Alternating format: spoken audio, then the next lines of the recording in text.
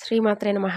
అమ్మతో ప్రయాణానికి స్వాగతం. అందరికీ కూడా అమ్మవారి ఆశీస్సులు ఉండాలని మనస్ఫూర్తిగా ఆ తల్లిని వేడుకుంటూ, నవరాత్రుల్లో భాగంగా 4వ రోజున అమ్మవారు శ్రీ మహాలక్ష్మీదేవిగా మనకు దర్శనమిస్తుంది. మరి ఈ రోజున అమ్మవారి గురించి కొన్ని కథలను తెలుసుకొని అమ్మ అనుగ్రహాన్ని పొందుదాం. బ్రహ్మదేవుని మానసపుత్రులలో భృగు మహర్షి మొదటివాడు. ఆయన భార్య పేరు ఖ్యాతి. సకల విద్యా పారంగతుడైనటువంటి భృగు మహర్షి ఒకనాడు ఆదిపరాశక్తి అనుగ్రహం కోసమై తపస్సు చేస్తాడు. ఎంతో కఠోరంగా తపస్సు చేస్తూ ఉన్నటువంటి భృగు మహర్షి యొక్క దృఢ సంకల్పానికి మెచ్చి ఆ తల్లి ప్రత్యక్షమవుతుంది. అప్పుడు ఆ మహర్షి ఆదిశక్తి అయినటువంటి ఆ తల్లిని అనేక విధాలుగా స్తుతిస్తాడు. అందుకు ఆ జగన్మాత ఎంతో సంతోషించి ఏదైనా కానీ వరం కోరుకోమని ఆ మహర్షిని అనుగ్రహిస్తుంది. అప్పుడు భృగు మహర్షి ఎంతో ఆనందించి ఆ తల్లితో ఇలా అంటాడు, తల్లి జగన్మాత, నీవు ముల్లోకాలలోనూ శక్తి స్వరూపినివి. నీ అనుగ్రహం వల్ల సమస్త జీవకోటి సుఖంగా జీవించగలుగుతూ ఉన్నారు తల్లి. మహాశక్తి స్వరూపివి అయినటువంటి నీ అంశలతోనే పార్వతి, సరస్వతి, గాయత్రి అవతరించారు. నీలో ఉన్నటువంటి శక్తి స్వరూపమే పార్వతిగా మహాశివుని అర్ధాంగిగా వెలుగొందుతుంది. ఇక సర్వ విద్యలకు అధిదేవతగా బ్రహ్మదేవుని ప్రియసఖిగా భాసిస్తుంది నీలో ఉన్నటువంటి సరస్వతి రూపం. ఇక మూడవదైనటువంటి వైభవ కలైనటువంటి మహాలక్ష్మి స్వరూపాన్ని నాకు కుమార్తెగా అనుగ్రహించమ్మా అంటూ అర్థిస్తాడు. అందుకు జగజ్జనని ఆ మహర్షిని అనుగ్రహించి ఆ విధంగానే జరుగుగాక అనుకుంటూ ఆశీర్వదిస్తుంది. అందుకు భృగువు ఎంతో ఆనందించి జగన్మాతను ఎన్నో విధాలుగా స్తుతిస్తాడు. అంతటా ఆ తల్లి అక్కడ నుండి అంతర్ధానమవుతుంది. ఆ విధంగా ఆ మహర్షికి వరమిచ్చినట్లుగా తన యందలి ఐశ్వర్య కలతో మహాలక్ష్మీదేవిగా అవతరిస్తుంది. కమలముల వంటి కన్నులతో, మన్మధుని విల్లు వంటి కనుబొమ్మలతో, మోదుగ చిగుళ్ళ వలె ఎర్రనైనటువంటి పెదవులతో, అద్భుతమైనటువంటి చెక్కిళ్లతో దివ్యంగా ప్రకాశిస్తూ మహాలక్ష్మి ఆవిర్భవిస్తుంది. ఓ జగజ్జనని, జగన్మాత మహాలక్ష్మి, నీకివే మా నమస్కారములు అనుకుంటూ భృగువు ఎంతో సంతోషిస్తాడు.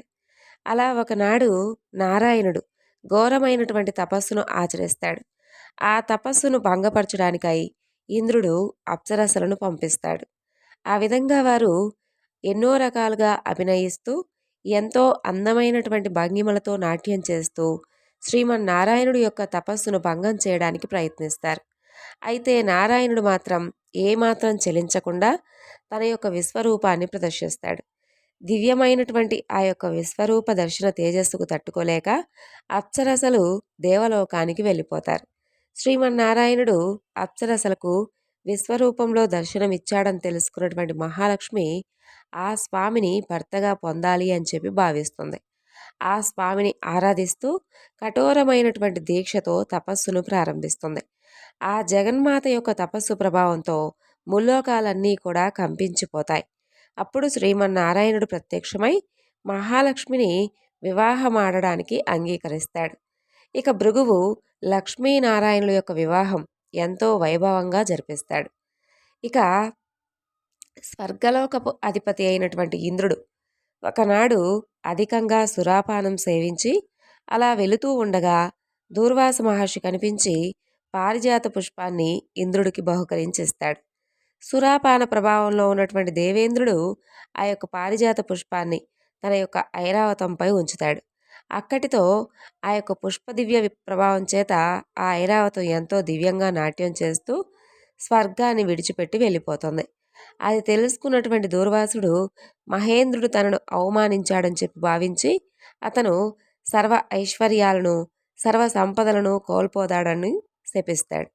ఆ విధంగా ఆ మహర్షి శాపంతో దేవేంద్రుడు సర్వ సౌభాగ్యాలను కోల్పోతాడు. ఇంద్రలోకం మొత్తం కళావిహీనంగా మారిపోతుంది. అప్పుడు శ్రీ మహాలక్ష్మి దేవలోకం విడిచిపెట్టి సముద్ర గర్భంలోకి దాక్కుంటుంది. సర్వము పోగొట్టుకున్నటువంటి ఇంద్రుడు తాను చేసినటువంటి తప్పులన్నీ తెలుసుకొని ఎంతో చింతిస్తూ శ్రీమన్నారాయణుల వారి వద్దకు వస్తాడు. స్వామివారిని ఇంద్రుడు ఈ విధంగా ప్రార్థిస్తాడు. ఓ స్వామి, కరుణామయ్య, జగన్నాథ, జగద్రక్షక, నీకివే నా నమస్కారములు. ఇంద్రలోకపు భోగభాగ్యాలను అనుభవిస్తూ అప్సరసల నాట్యాలతో సురాపానంతో ఒళ్ళు మరచి దూర్వాస మహర్షి యొక్క ఆగ్రహానికి లోనయ్యాను. ఆ యొక్క మహర్షి శాపంతో సర్వ సౌభాగ్యాలను కోల్పోయాను.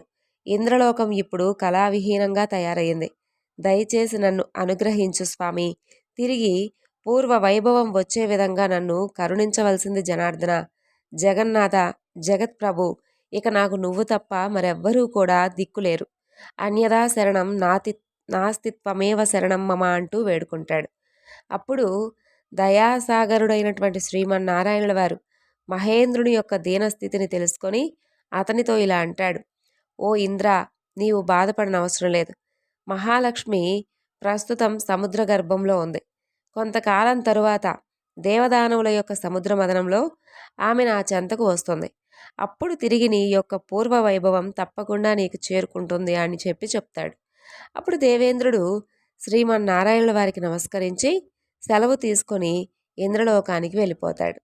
అలా కొంతకాలానికి దేవదానవులు అమృతం కోసమై సముద్రాన్ని చిలకడానికి సంకల్పిస్తారు. వారందరూ కలిసి శ్రీమన్నారాయణుల వారి వద్దకు వచ్చి సముద్ర మదనంలో తమకు సహకరించవలసిందిగా అర్థిస్తారు. శ్రీమన్నారాయణుల వారు వారితో సర్పరాజైనటువంటి వాసుకుని తోడుగా చేసుకొని మందర పర్వతంతో సముద్రాన్ని చిలకమని చెబుతాడు. అలా దేవదానవులు స్వామివారు చెప్పిన విధంగా చేసి సముద్ర మదనాన్ని ప్రారంభిస్తారు. అప్పుడు సముద్రం నుండి దివ్యమైనటువంటి తేజస్సుతో ప్రకాశిస్తూ కామధేనువు ఉద్భవిస్తుంది. కామధేనువును వశిష్ఠ మహర్షుల వారు స్వీకరిస్తారు. ఆ తరువాత సముద్రం నుండి దివ్యాశ్వం ఉచ్చైశ్రవం అవతరిస్తుంది. దానిని బలి చక్రవర్తి స్వీకరిస్తాడు.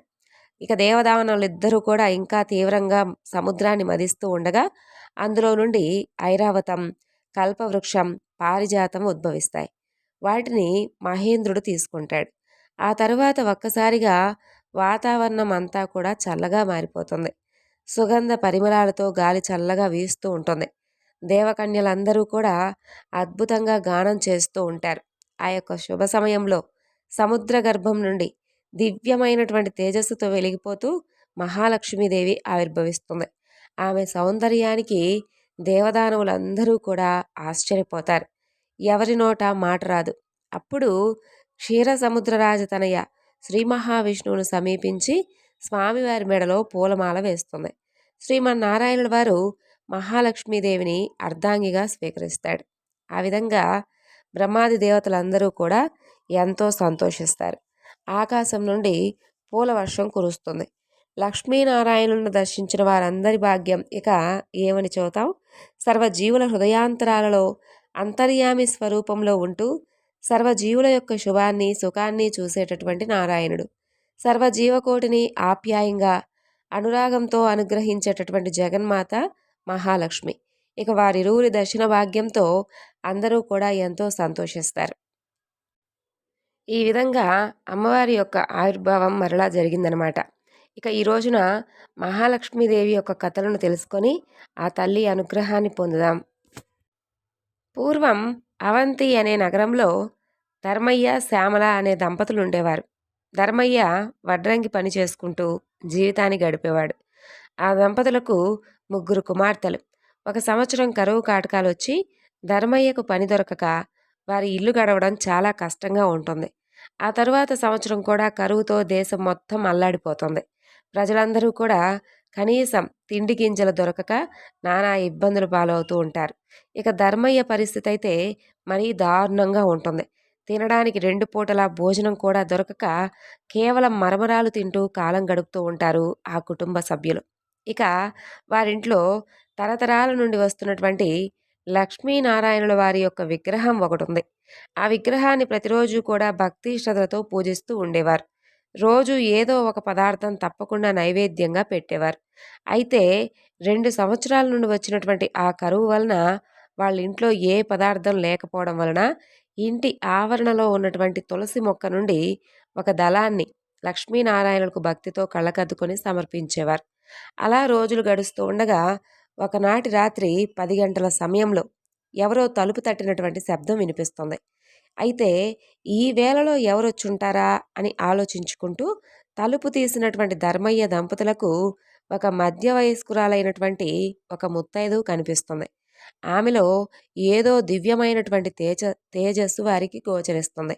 ఇంత రాత్రి వేళ ఇలా ఒంటరిగా వచ్చినటువంటి ఈమె ఎవరై ఉంటుందా అని ఆలోచిస్తూ ఉండగా ఆమె వారితో ఈ విధంగా చెబుతుంది. నాయనా, నేను పొరుగురి నుండి మా ఊరికి వెళుతూ ఇదిగో ఇలా దారి తప్పిపోయి ఇటుగా వచ్చాను. రాత్రి కావడంతో త్రోవ కూడా సరిగ్గా తెలియడం లేదు.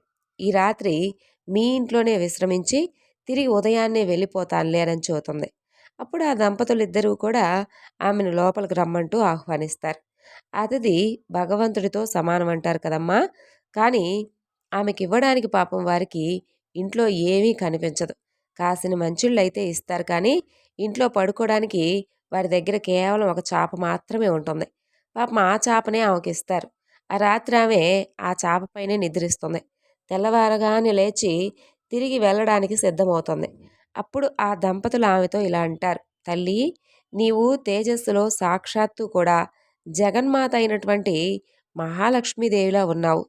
నువ్వు ఈ విధంగా నిన్ను వట్టి చేతులతో పంపుతున్నందుకు మాకు ఎంతో బాధగా ఉంది అని అంటారు. అప్పుడామె, ఓ దంపతులారా, మీరేమీ బాధపడనవసరం లేదు.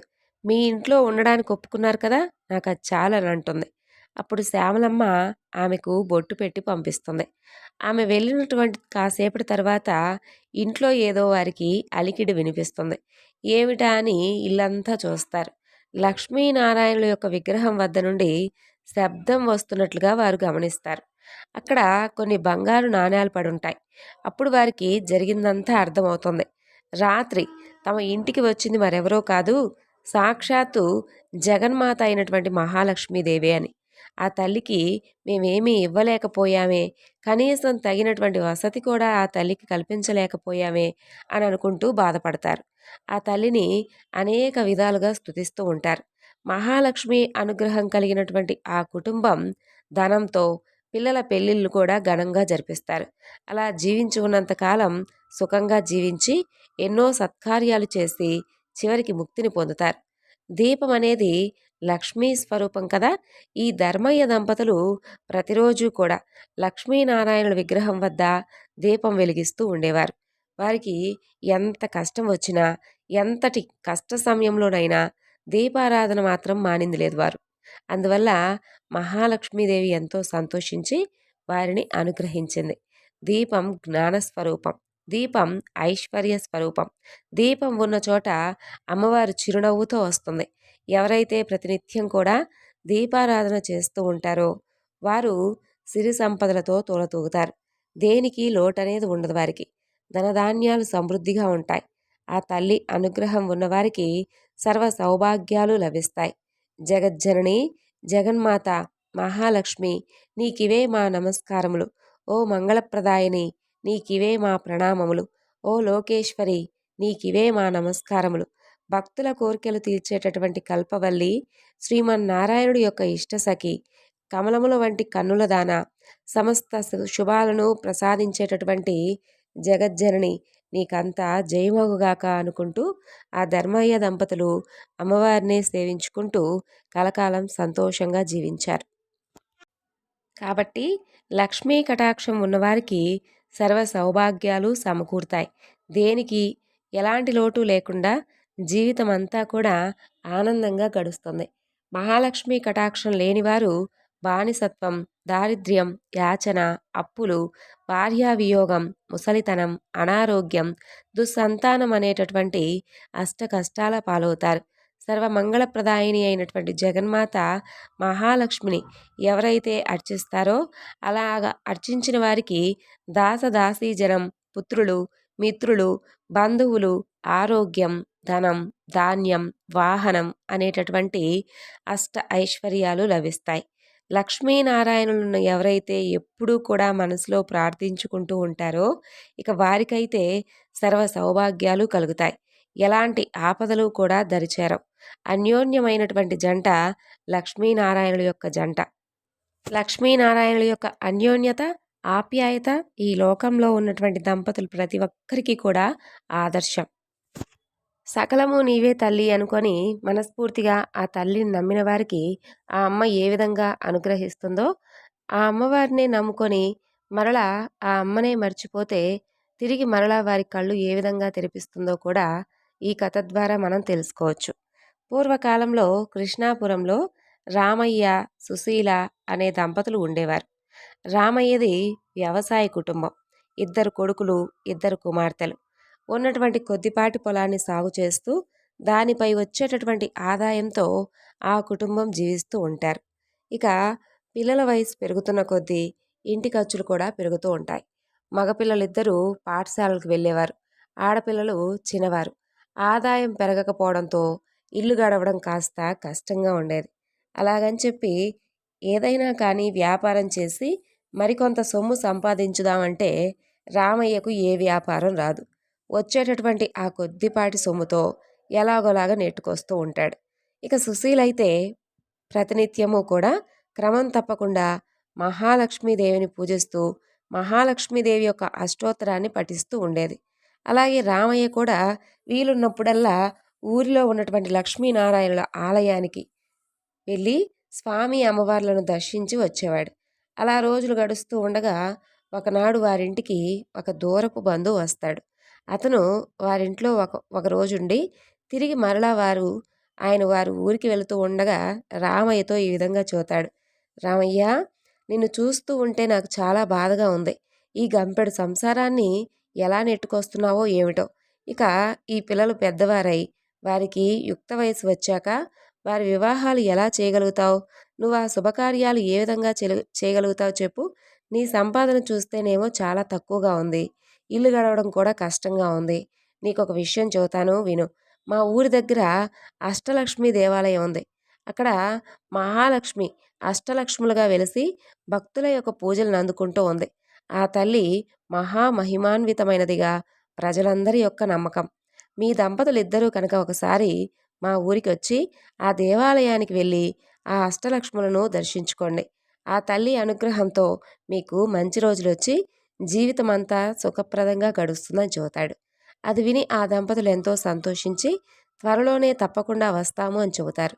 ఇక ఆ బంధువు వారి వద్ద సెలవు తీసుకొని ఊరు వెళ్ళిపోతాడు. ఆ మర్నాడు ఉదయం లేవగానే దంపతులిద్దరూ కూడా స్నానం ఆచరించి పూజ గదిలో నుంచొని లక్ష్మీనారాయణులకు నమస్కరిస్తారు. ఇక రామయ్య అయితే ఇలా అంటాడు. స్వామి శ్రీమన్నారాయణ, ఆర్ధజన రక్షకుడవు, ఆపద్బాంధవుడు, నిన్ను నమ్మిన వారిని రక్షించేటటువంటి అమృతమూర్తివి. మమ్మల్ని ఈ కష్టాల నుండి బయటపడవేసేటటువంటి భారం నీదే తండ్రి. ఓ శ్రీమన్నారాయణ, నీకివే మా నమస్కారములు. ఓ మహాలక్ష్మి, జగన్మాత, దయతో కూడి ఉన్నటువంటి నీ చూపులతో మమ్మల్ని కరుణించమ్మా. ఆశ్రయించిన వారిని ఎల్లవేళలా రక్షించేటటువంటి అమృతమూర్తివి కదా తల్లి నువ్వు. కాబట్టి దయచేసి మా కుటుంబాన్ని కూడా కరుణించి నీ అనుగ్రహాన్ని ప్రసాదించు తల్లి. వీలైనంత త్వరలో నీ దర్శనం చేసుకుంటామమ్మా జగన్మాత అనుకుంటూ ప్రార్థించి ఆ దంపతులిద్దరూ కూడా 11 రూపాయలు పసుపు గుడ్డలో ముడుపు కట్టి పెడతారు. సమస్త చరాచర విశ్వమంతా కూడా మహాలక్ష్మి స్వరూపమే. కైలాసంలో రుద్రుని వద్ద పార్వతిగా, స్వర్గంలో ఇంద్రుని వద్ద శచీదేవిగా, సత్యలోకంలో బ్రహ్మదేవుని వద్ద సరస్వతిగా, అగ్నిదేవునికి స్వాహాదేవిగా, నాగలోకంలో నాగలక్ష్మిగా, రాజుల వద్ద రాజ్యలక్ష్మిగా, ధనికుల ఇంట ధనలక్ష్మిగా, గృహాలలో గృహలక్ష్మిగా ఉంది ఆ లక్ష్మియే, ఆ మహాలక్ష్మియే. విద్య, వినయం, తేజస్సు, శక్తి అన్నీ కూడా మహాలక్ష్మి అనుగ్రహంతోనే వస్తాయి. జగన్మాత ఎంతో దయాసముద్రాలు.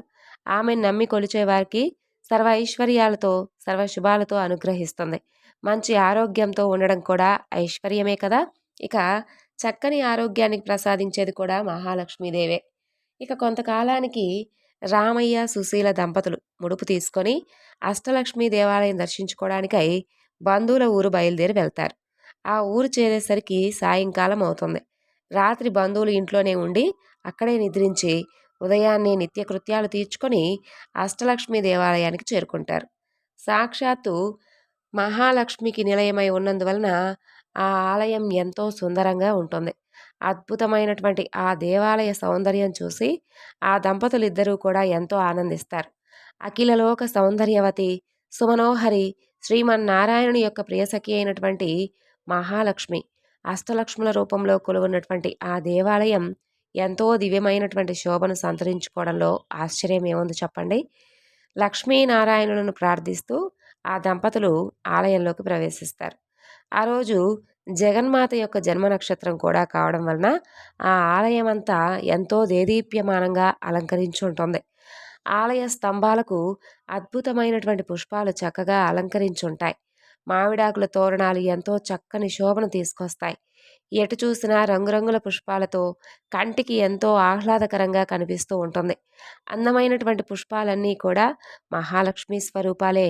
అందుకే పువ్వులను ఎప్పుడూ కూడా కాలితో తొక్కకూడదు, చేతితో నలపకూడదు, పరిశుభ్రంగా లేనటువంటి ప్రదేశాల్లో వేయకూడదు. పుష్పం సాక్షాత్తు మహాలక్ష్మి స్వరూపం. అందుకే శ్రీమన్నారాయణుడు పుష్పాలంకార ప్రియుడు. ఎవరైతే తనను దివ్య పుష్పాలతో అలంకరిస్తారో వారి ఎడల ఆ స్వామి ప్రసన్నుడవుతాడు. ఆ ఆలయ అద్భుత శిల్పకళా సౌందర్యానికి రామయ్య సుశీల దంపతులిద్దరూ కూడా మురిసిపోతారు. తనివి తీరా ఆనందాన్ని ఆస్వాదిస్తుంటారు. ఆలయ మండపంలో ఒక మహాపండితుడు మహాలక్ష్మీదేవి యొక్క వైభవాన్ని దివ్యంగా వర్ణిస్తూ ఉంటాడు. ఓ భక్తజనులారా, ముల్లోకాలను ఎల్లవేళలా రక్షించేటటువంటి మహాలక్ష్మి సరస్వతిగా, మహాలక్ష్మిగా, పార్వతిగా బాసిల్లుతుంది. ఆ తల్లిని కొలిచిన వారికి సర్వ సంపదలు కలుగుతాయి, సర్వ ఐశ్వర్యాలు లభిస్తాయి, దేనికి కొదవ ఉండదు, సంపూర్ణ ఆరోగ్యం కలుగుతుంది. ప్రతినిత్యం తల్లిని స్మరించినా కీర్తించిన సర్వ శుభాలు కలుగుతాయి. ఆ రోజంతా వారికి జయప్రదంగా గడుస్తుంది అని చెబుతూ ఉంటాడు. ఇక ఈ రామయ్య దంపతులు ఆ పండితుడు చెప్పినటువంటి విశేషాలన్నీ కూడా విని అక్కడి నుండి బయలుదేరి ముందుగా ఆదిలక్ష్మి ఆలయం వద్దకు వస్తాడు. అద్భుతమైనటువంటి తేజస్సుతో ప్రకాశిస్తున్నటువంటి ఆ తల్లికి నమస్కరించి ఆ తరువాత ధాన్యలక్ష్మి వద్దకు వస్తాడు. ధాన్యలక్ష్మిని కూడా ఎన్నో విధాలుగా స్తుతించి తరువాత ధైర్యలక్ష్మి, గజలక్ష్మి, సంతానలక్ష్మి, విజయలక్ష్మి, విద్యాలక్ష్మి, ధనలక్ష్ములను దర్శిస్తాడు. ఎంతో దివ్యమైనటువంటి తేజస్సుతో, అద్భుతమైనటువంటి పట్టు వస్త్రాలతో, రకరకాల దివ్యాభరణాలతో ఆ అష్టలక్ష్ములందరూ కూడా అద్భుతంగా దర్శనమిస్తారు. రామయ్య దంపతులు అష్టలక్ష్ములను ఎన్నో విధాలుగా స్తుతించి తమను కరుణించవలసిందిగా ప్రార్థిస్తారు. ఇక ఆ ఆలయం నుండి వెలుపలకు వచ్చే ముందు రామయ్య ఒకసారి కళ్ళు మూసుకొని మహాలక్ష్మిని ప్రార్థిస్తూ మనసులో ఇలా అనుకుంటాడు. జగన్మాత మహాలక్ష్మి, నీవు నన్ను కరుణించి అంతులేనటువంటి ఐశ్వర్యాన్ని కనుక అనుగ్రహిస్తే నేను కూడా మా ఊరిలో తప్పకుండా నీ అష్టలక్ష్మి స్వరూపాలతో అద్భుతమైనటువంటి ఆలయాన్ని నిర్మిస్తాను తల్లి అని అనుకుంటాడు. అలా ఆ తరువాత ఆ దంపతులిద్దరూ కూడా తిరిగి వారి ఊరికి చేరుకుంటారు. మహాలక్ష్మి అనుగ్రహం వల్ల రామయ్య కుటుంబం మంచి అభివృద్ధిని సాధిస్తుంది. కుమారులిద్దరికీ కూడా మంచి చదువులు కలిగి ఉన్నత ఉద్యోగాలు లభిస్తాయి. కుమార్తెలకు మంచి వరులతో వివాహాలు జరుగుతాయి. స్నేహితులు కొంతమంది సహాయం చేయగా రామయ్య 2-3 వ్యాపారాలను ప్రారంభిస్తాడు. మహాలక్ష్మి తల్లి అనుగ్రహం వల్ల ఆ వ్యాపారాలన్నీ కూడా అభివృద్ధి చెందుతాయి. ఎన్నో లాభాలు వస్తాయి.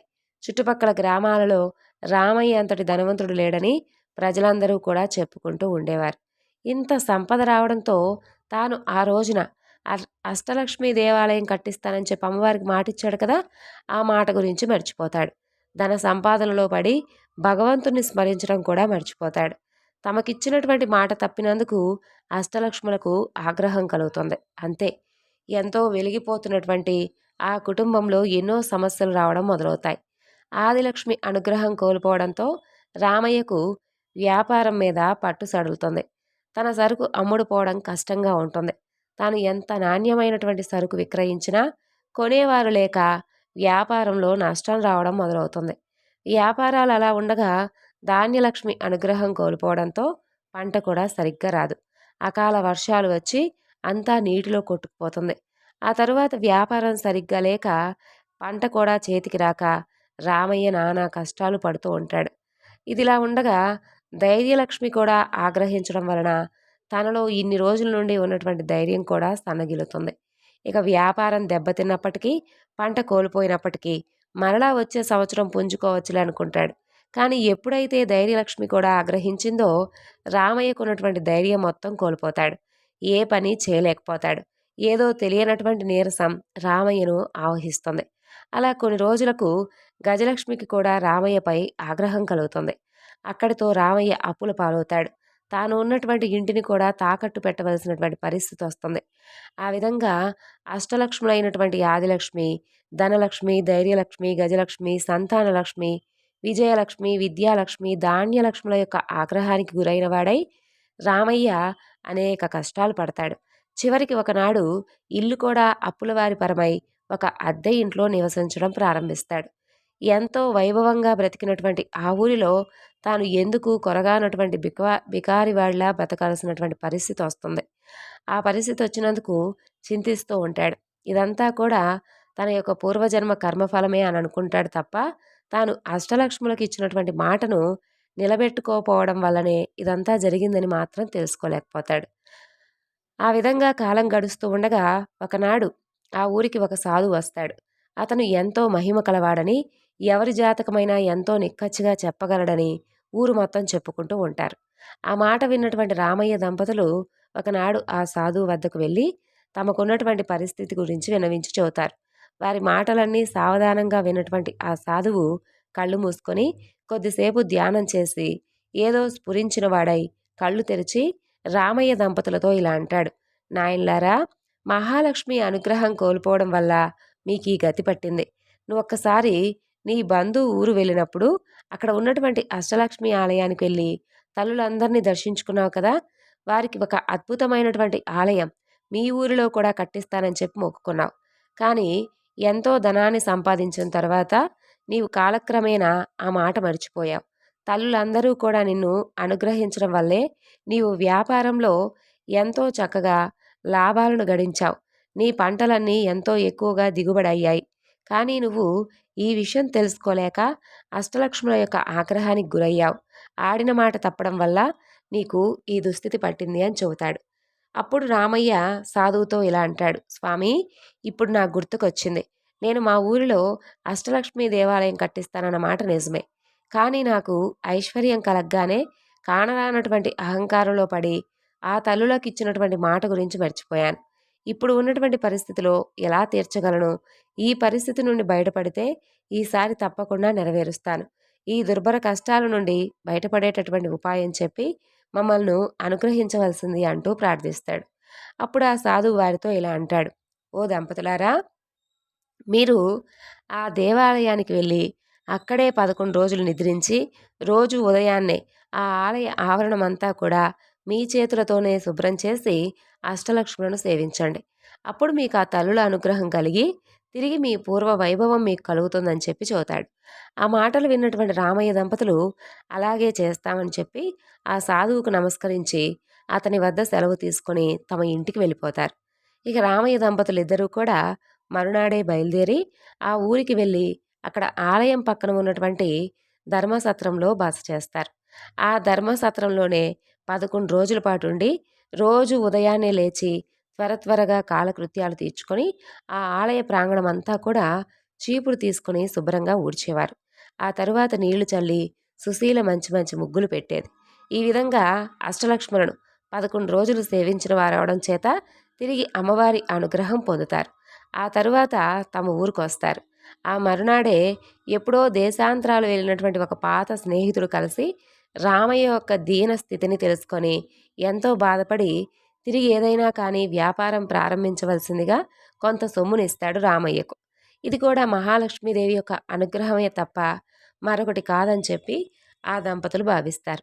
ఆ విధంగా జగన్మాత యొక్క అనుగ్రహంతో కేవలం కొద్ది రోజుల్లోనే వ్యాపారం ఎంతో అభివృద్ధి చెందుతుంది. ఆ లాభాలతో మరొక వ్యాపారం ప్రారంభించి దానిలో కూడా ఎన్నో లాభాలను గడిస్తాడు రామయ్య. ఆ వచ్చినటువంటి సొమ్ముతో తిరిగి సొంత ఇల్లు కట్టుకుంటాడు. 2 ఎకరాల పొలం కూడా కొంటాడు. ఆ అష్టలక్ష్ముల యొక్క అనుగ్రహంతో ఆ సంవత్సరం పంటలు బాగా పండి ఆదాయం కూడా బాగా వస్తుంది. 2 సంవత్సరాలలో పోగొట్టుకున్న దానికంటే కూడా ఎక్కువ సంపాదిస్తాడు. ఇక ఏమాత్రం ఆలస్యం చేయకూడదని చెప్పి భావించి పండితులను పిలిచి అష్టలక్ష్మి ఆలయం శంకుస్థాపనకై శుభముహూర్తాన్ని నిశ్చయిస్తాడు. మహాలక్ష్మీదేవి యొక్క అనుగ్రహంతో ఆ ఆలయం కొద్ది కాలంలోనే ఎంతో అద్భుతంగా చక్కగా నిర్మితమవుతుంది. చుట్టుపక్కల ఉన్నటువంటి ఊర్లలో అంతటి దివ్యమైనటువంటి ఆలయం ఎక్కడా లేదని చెప్పి గొప్ప పేరు వస్తుంది. రోజు ఎందరో భక్తులు వచ్చి అష్టలక్ష్ములను దర్శించి ఆనందించి వెళ్ళేవారు. రామయ్య దంపతులు బ్రతికి ఉన్నంత కాలం సుఖంగా జీవించి ఆ తల్లిని మనస్ఫూర్తిగా భక్తిష్టతతో కొలుచుకుంటూ చివరికి ముక్తిని పొందారు. మహాలక్ష్మీదేవిని నమ్మి కొలిచేవారికి ఎలాంటి కష్టాలు దరిచేరవు, సర్వ సౌభాగ్యాలు కలుగుతాయి. ఆ తల్లిని మరిచిన వారికి కూడా మరలా తిరిగి ఆ అమ్మవారు ఏ విధంగా జ్ఞాపకం చేస్తుందో ఈ కథ ద్వారా తెలుసుకున్నాం కదండి. మనందరిపై కూడా ఆ లక్ష్మీనారాయణుల యొక్క అనుగ్రహం, అమ్మవారి అనుగ్రహం ఎప్పుడూ కూడా ఉండాలని మనస్ఫూర్తిగా ఆ తల్లిని వేడుకుంటూ ఈరోజు ఈ వివరణను ఇంతటితో ముగిస్తున్నాను. మరొక చక్కని వివరణతో మరలా కలుసుకుందాం. అంతవరకు నమస్కారం. సర్వం శ్రీ లలితార్పణమస్తు. స్వస్తి.